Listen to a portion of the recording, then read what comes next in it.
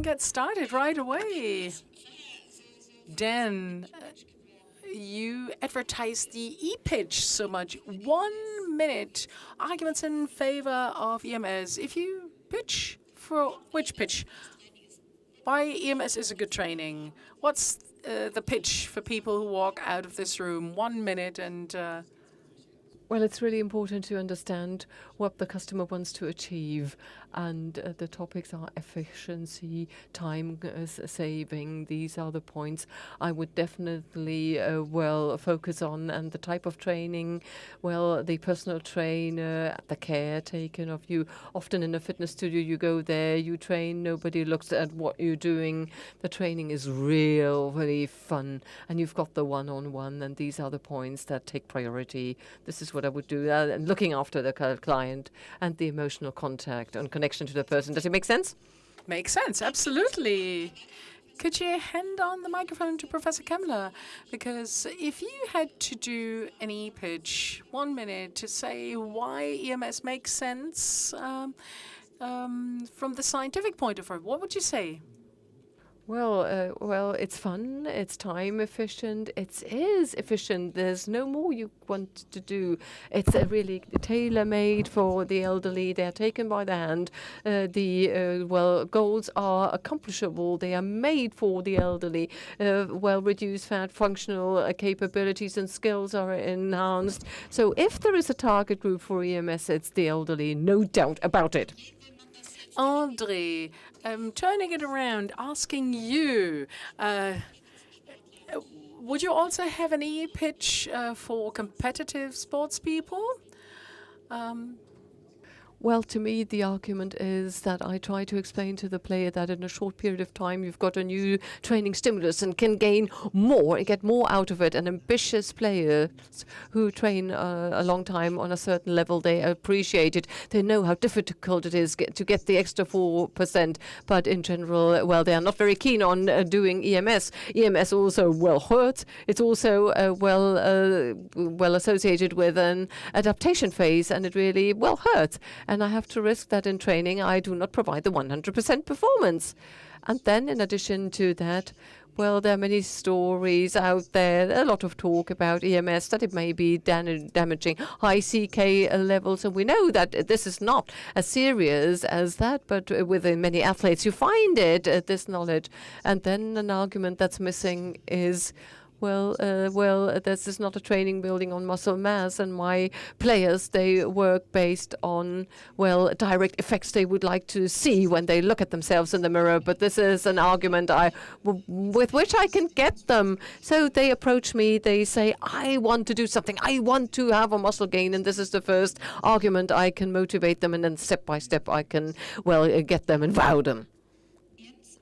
Jens, if you had to promote for back pain and EMS, would be your killer arguments for convincing about EMS?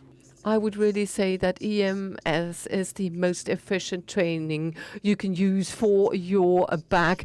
In a very short period of time, you accomplish the best results possible for back training, and this is without running any major risk, because somebody suffering from back pain always has got in the back of one's mind that they don't dare to do a certain exercise, bend forward. They don't even dare to, have half a squat.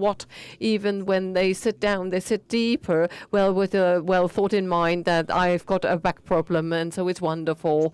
They get this tension even though they might not be aware of it. Sebastian, was there anything you've heard today where you said, another penny drop, this was really exciting, I've never heard this before? You are, of course, the co-author of a basic volume for EMS. I saw it somewhere. This is the training manual. Was there anything new for you? Well, of course, when I talk to somebody and they say, now I've got it, then I say, okay, fine, you cannot understand it. You can say, fine, again, I've got a new view, another way of thinking, another idea. The next field opens up. And of course, there is no training. And I talked to Jens about it.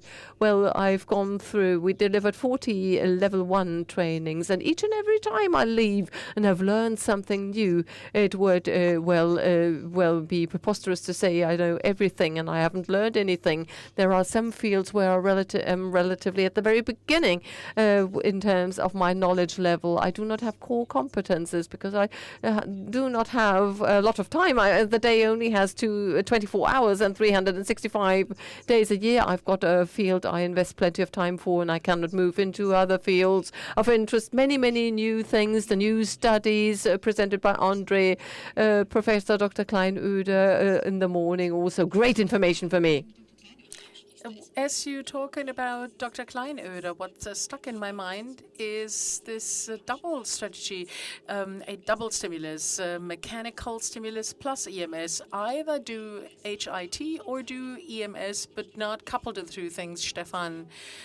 You have observed this on the EMS market, that people often combine EMS with other types of training.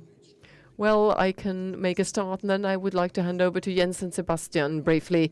The problem is that many, they don't perceive the EMS training as a real, proper, fully fledged training, and they are asking, well, when do we come with the dumbbells? When do we, get this after a few months' time? So Sebastian has got an example there. Many people don't understand that EMS has got a unique selling point. It's so interesting. It's so good indeed that I don't need anything in addition to it. Often we've got a problem. It's not boring to the customer, but to the trainers, and say, well, I cannot do the same things every week. So next week I need a loop, I need a ball, and then you think you come to an EMS studio and you think it's a circus because the customer stands there juggling the kettlebell on one leg, has got the EMS device, and then the vibration plate is there because they think they have to add and do more. And then the Sebastian has got a nice example from Russia. Yeah, that was a funny experience. We're in Germany now, and of course we have a very good imagination regarding whole body EMS training, but there are other cultures, and they have a completely different view on EMS. They're also trainers that use HIT equipment and combine it with EMS. And after the first day, we had this four-eye vis-a-vis conversation. I talked to a trainer who had about twice the amount of muscles that I had, and I said, we did the trial training and the back training, and he asked about the barbells and the kettlebells, and he was dazzled. And I realized, well, I have to do some more basic introduction work. This is it. What we've done is intense, and 20 minutes are enough. We have to really take this seriously. You shouldn't laugh about it.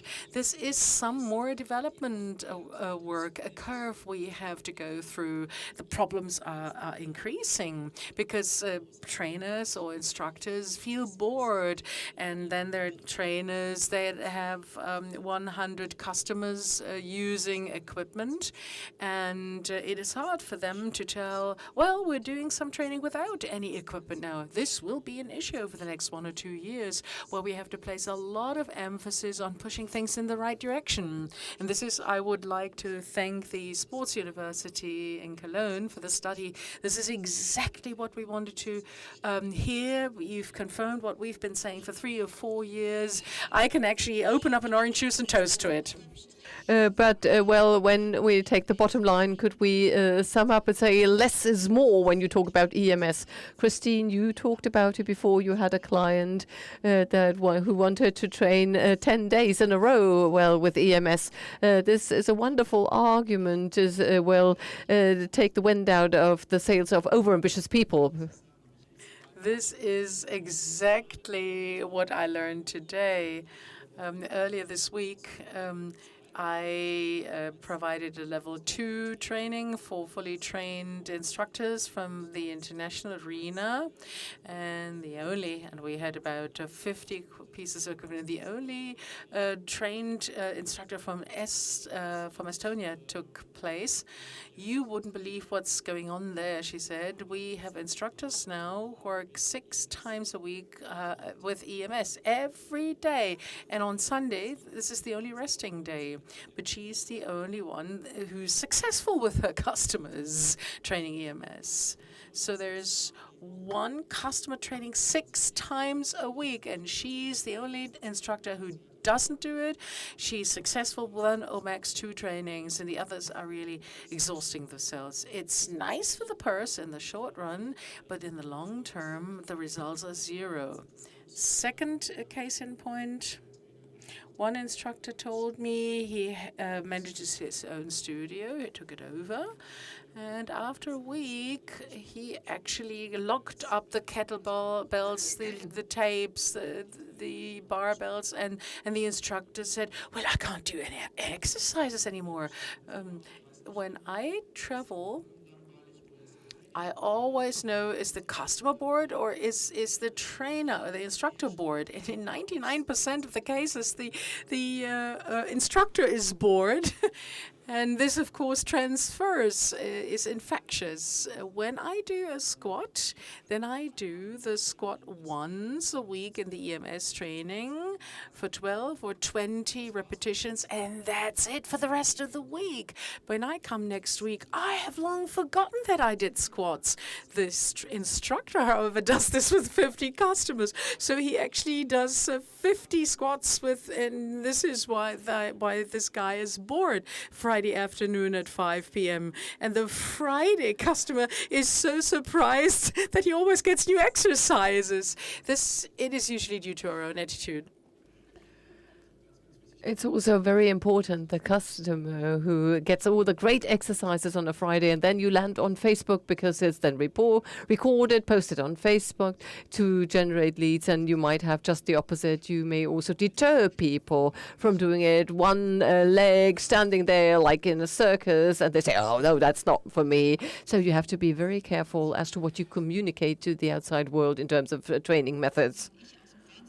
Well, I can only subscribe to this. Being from the TV, you really have to dose well the information. This looks like a circus act, but I can't do it. I would never be able to do it myself. To get people moving, when they think they can copy it, they can multiply it, then this is the real kick they need to get active. Questions from the audience, because we've got high caliber speakers here. This is your opportunity to ask our top-notch speakers to find out everything about EMS. All of the questions answered? Well, is there anything from your part that you would like to let us know as a concluding remark that is really at your heart? Things you've seen and watched, beware, maybe we can improve here or there. Is there anything you would like to say? Well, let me make a start. I believe that EMS, and I myself, do EMS. It's a great way of training. It's a great way. It saves you time. I can train all my different muscle groups. And now we have to be careful. We would like to convey the feeling of fun to people. We do not want to have any limits, certifications, and take fun away from people. No. But what it's about is that certain things need to be put into a certain framework, because out there are people who are highly creative, also trainers and instructors in particular, when they feel bored on a Friday at 5 p.m. And when I do something, the result may be when I do something well with a customer on a Friday night at 5 p.m. that I have got the adverse effect. Maybe the dad is one of the leading doctors in Germany, may be then in the surgery and says, you look pale because we hype this person. They go to the hospital. They do not have any idea regarding CK levels after surgery. such a training, this might backfire on you, and this is the task. So I'm absolutely certain that somebody who is particularly qualified there in this area, who knows the basics, who obtains further training at a congress like this, it won't happen to this person. But somebody who says, well, it's just like the past, and now you simply turn this little switch. Many people think, well, it's not easy. I simply have to turn this thing up and then that's it. But when you ask people what's behind it, like a training plan, like training physiology, and then contraindication, is that why is this a contraindication? Then many people find it really difficult to come up with arguments. And so I am 100% a proponent of quality, having fun, and to stick to a framework, avoiding that it backfires. This is the path I wish it to take before the market regulates us. We would like to do it, and once the legislator comes in, it looks bad. This is my direction, in my opinion. I would actually argue very much along the same lines because we know from international projects that there are some negative examples. Israel, this was briefly mentioned. I was there in December, and I was also in Lebanon. I was in China. So we have different markets, different market conditions. The Israeli market was completely dead for 3 solid years.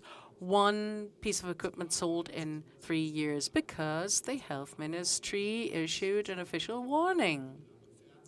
This was televised, broad-based coverage,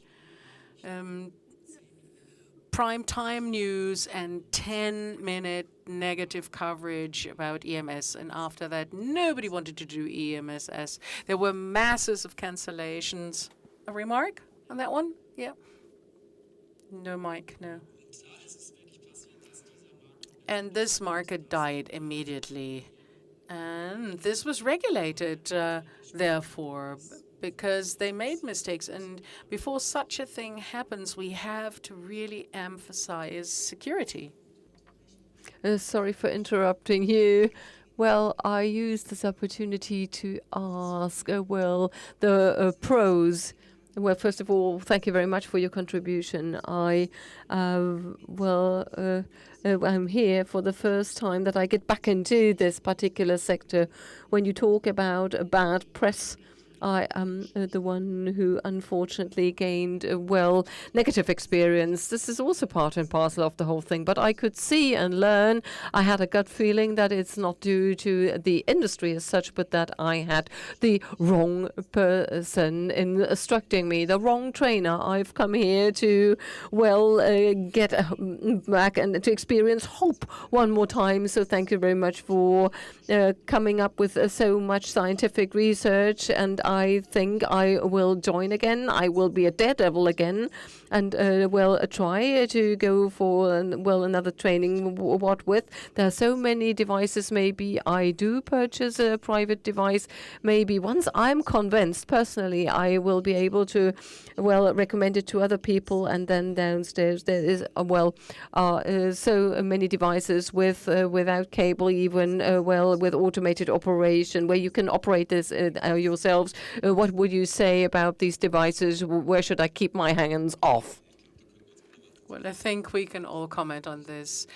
To me, the safety aspect and effectiveness aspect is really key. I'm a competitive sports person. I've done sports for years.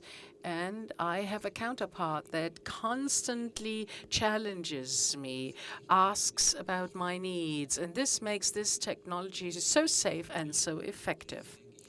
And having this counterpart is part and parcel of the EMS concept, to have this interaction. I would not think that it is not as nearly as effective to actually have training units back home. It is getting there, being looked after, being catered to, being served. This is part of the concept. Maybe it would be just as effective to just have a PT, but this is part of the success. the attendance by an instructor. Doing it at home, it's half as effective, I'd say.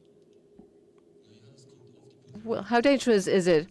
It really depends on the instructor. If you have a competitive sports person, then they tend to overdo it. And if you slip, well, but part of the concept is this close attendance, this personal support.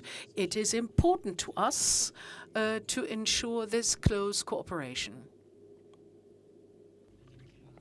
Well, and there's another example I have personally experienced. Well, I myself 4 years ago was very afraid of flying because there was one complicated, a flight as a passenger. And if I had drawn the conclusion to fly my own plane, then I think I would, then have been safer to get back to, a professional pilot.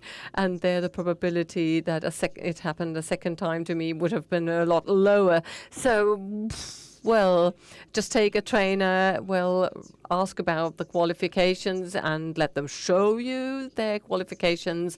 And I think you will be much more relaxed. It will be much more efficient and more safety that this won't happen to you again, because once you get burnt the second time, it's like a plane in the second time in a bad situation. The third time will be more difficult. I wouldn't recommend you to buy your own device. Do it the right way this time. At this juncture, I would like to advocate trainers, professional trainers. In the industry, roughly 15 years ago, when personal training became big, the instructors are often very young. And I would actually plead in favor of old instructors. Go for old and experienced instructors. They can forget about their own ego. They wouldn't overrate.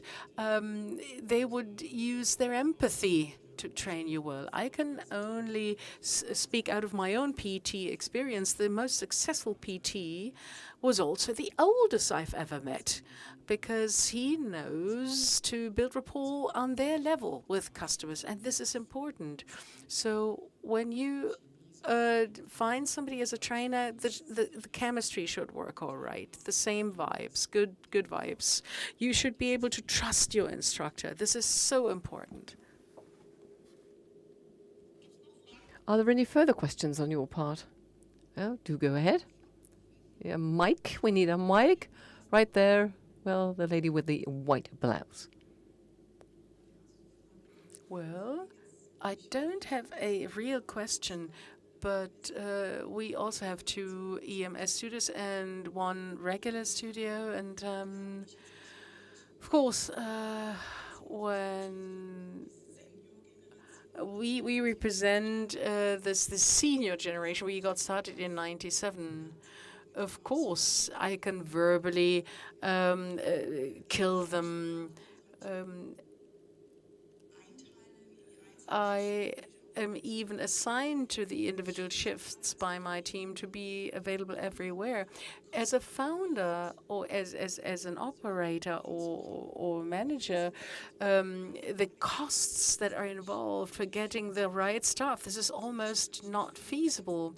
I can't actually clone myself.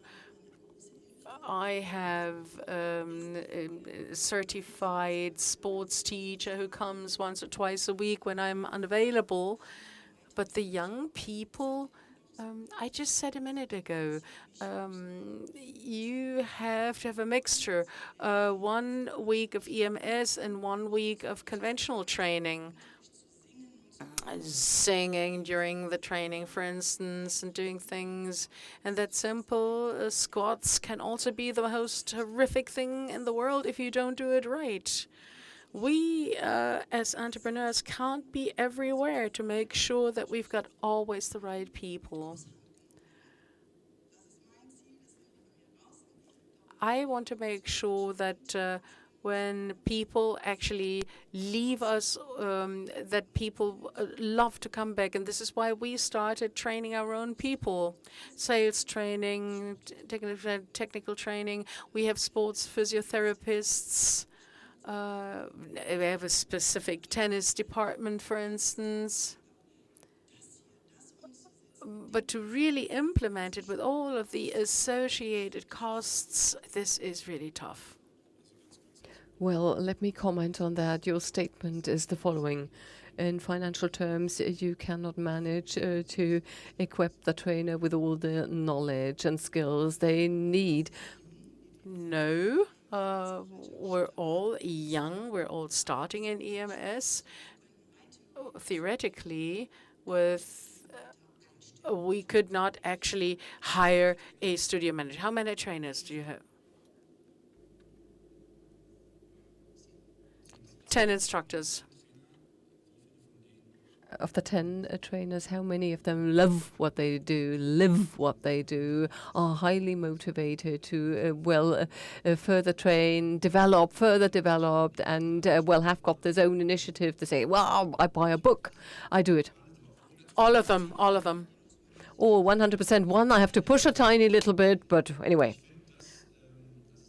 I think what this is decisive, and this is what is part of a good trainer, a good member of staff, somebody who's motivated to learn, to further develop, to evolve. Yeah, to check where they are going on their journey.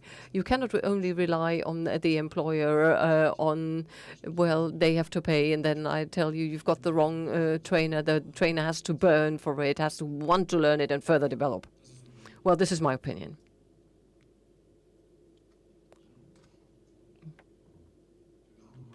Yeah, I can add to this. This is the EMS problem. It is linked to price design. Right now, we see a trend towards bringing in more and more customers at lower and lower costs, and this will actually kill the market. Just give you an example, the vibration plate industry survived pretty well in the beginning. There was a personal trainer, one trainer on the plate, and one who attended, and maximum 3, a group of 3. And all of a sudden, the vibration experts actually had 8 to 12 plates at the fitness studio, plus 10 euros vibration was included in the training. And the market eliminated itself. So you need to watch out now. The lower the price of an EMS training, the fewer the opportunities to generate the revenue required to pay for quality instructors. So how cheap or how expensive do you offer a unit? To be able to require certain skills as a prerequisite. It has to do with the region, true. But we all know further education, continuous education is not cheap, but required to actually put up a certain price tag.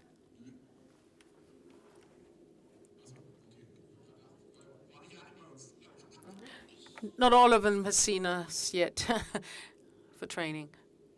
Wieder am Gerät und drehen, auch komplett raus, ne? Also so denken, also die sind alle ausgebildet. Also wir haben uns TÜV-Siegel, also ist alles okay. Also wir sind They're all well trained, basically.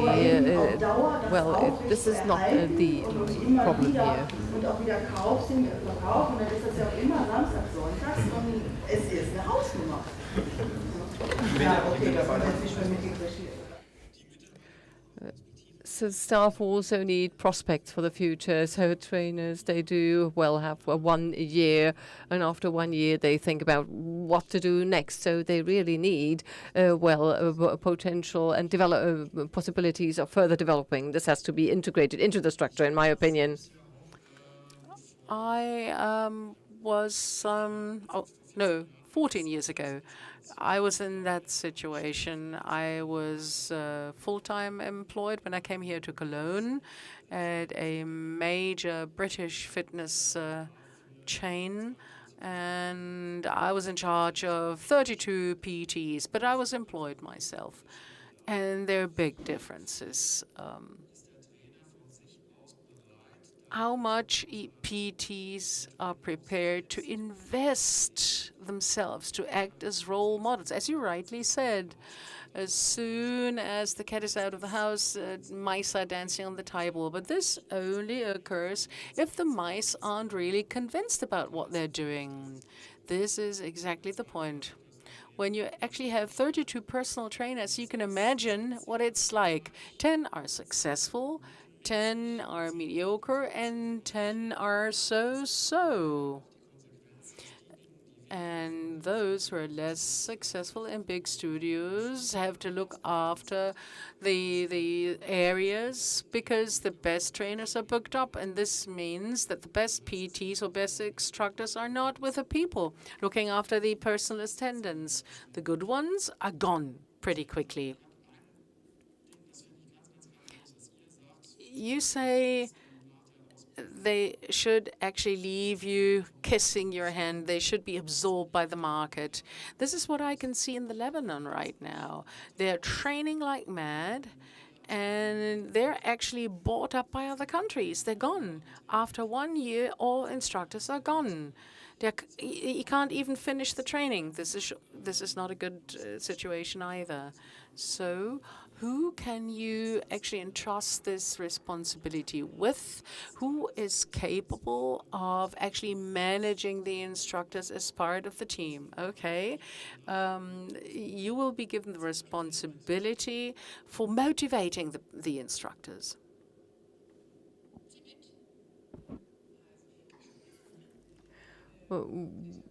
Well, several times.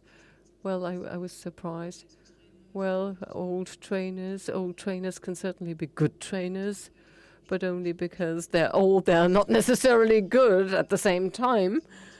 As to staff, I also worked in various studios, and well, nonetheless, I'm motivated, and then there were some studios where it was easier to gain this motivation, and in others I found it difficult. And well, I studied fitness economics and study now prevention health management as a master's. What you hear from many is, well, why they are dissatisfied. On the one hand side, recognition, this is a lack, which is their responsibility. But many also say pay, in particular the bachelor students. Well, they are there, perform Body Street, they work 40 hours and they do not even make 400 euros. And I think that many of the operators are just exploiting them. They feel that they've got long shifts. They must do the cleaning. And you, as an entrepreneur, you will then destroy your young employees, and nobody, is motivated enough. I would like to tell a little story. I started in 98 with a lower wage. I started in 98 with a big company, by now a big company. Didn't make a lot of money back then. I really worked 7 days a week, all day long. I loved the company. I did everything for the company. I was not in it for the money. But because I knew if I learn now and absorb it well, then I can really put down the accelerator in 8 to 9 years. It really has a lot to do with the person and whether this person actually recognizes the huge opportunity here on the EMS market. This system is globalized now. We're going to the US, we're going to Poland, everywhere around the globe. And now is the time to jump up and grab the opportunity by the neck. And if you recognize this, then the motivation is completely different, and people are really prepared to clean and work for nothing. But there as an entrepreneur, you should offer enough possibilities, and I think that's a generational matter, because none of my friends is able, just to do their best and work along all day long. It's not to us. What is also important is quality of life, having fun. Well, to relax.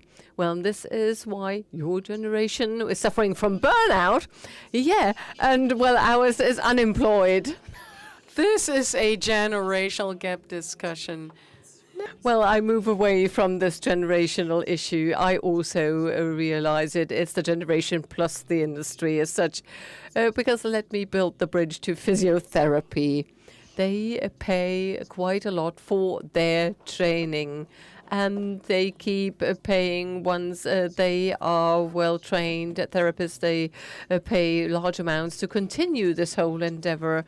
And there, the willingness is there. It's not that they look through rose-tinted glasses there and, are so well off.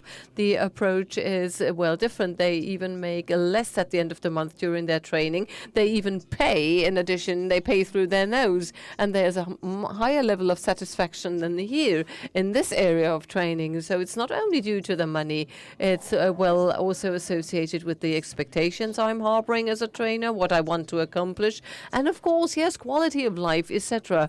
But this is something I first of all have to invest in while I'm studying. I do not earn 1 single cent, and then I get the 100 or 200 euros I may scrum together by additional jobs. I just may be able to survive, and I will have to go through 5 years, and this works without burnout when I'm burning for this whole thing, and this is the decisive point. And for older ones, it's just the same. I've got 50, 60-year-olds. They are undergoing training to become a fitness merchant. The background is different, but they take a good job, set it aside, and for a period of 2 years, they hardly make any money. They see, it's something I want to do it, and they want to develop themselves an important topic. One more thing, you're absolutely right. Your generation is different. They have a different attitude, which is not necessarily negative, but the work-life balance has shifted. So life is more important than work. Many say, starting at 8, ending at 5, 8 to 5 is more important to me than actually earning more money. We have fantastic employment. 6 employees are working with Daimler and are getting 3,500 euro. And then there's the PA student and gets 300 working as a P instructor at a chain. So full employment is also something that does not help this industry. You're absolutely right. The trend that we're actually exploiting the dual students is really dangerous. In 5 to 6 years, people will say you can go anywhere but into a sports studio, and then we're in trouble deep. Well, this is a discussion that comes to a social level in general, because many industries could join in here as to hair, stylists, crafts, simultaneous discussions we could have here. So, and this is, there would be another round of discussions. Maybrit Illner could continue that. What I take home is that there are still people who are burning for their jobs, for whom it's their occupation and a calling. And I hope that, this was a feeling you also got, that you can take it back home for your own training at home and also for using EMS. Thank you very much for listening. Thank you very much, Stefan, for organizing it. And to conclude, I wanted to say thanks very, very much, Evelyn, for your great support during the day. It was really great, really great. And it is quite a tough job as a moderator. Others can relax, but Evelyn only had a few minutes. She had to be on constantly. It's not as bad as being live on air, but it is really a stressful job. So thanks very much for this. I would like to thank the speakers wholeheartedly. I'm happy that you are still with us. Some had to leave. It was really great, this event, and you can actually relive it. And a big hand for our speakers that we had today. And I am sure that the EMS industry has a huge potential, a very bright future. We simply have to make sure that we channel things rightly so that it does not backfire at us. In a few weeks' time, we have another congress with many speakers. And we will actually have 2 rooms covering EMS. The brochures contain everything, and I'll hand back to you, Evelyn, because we're done. Thank you very much. And that was it. We will stay around for a few more minutes. Well, there's always the opportunity to ask one or the other question, or simply want to say, well, a job well done. Okay, well then, okay, have a safe trip back home, everybody.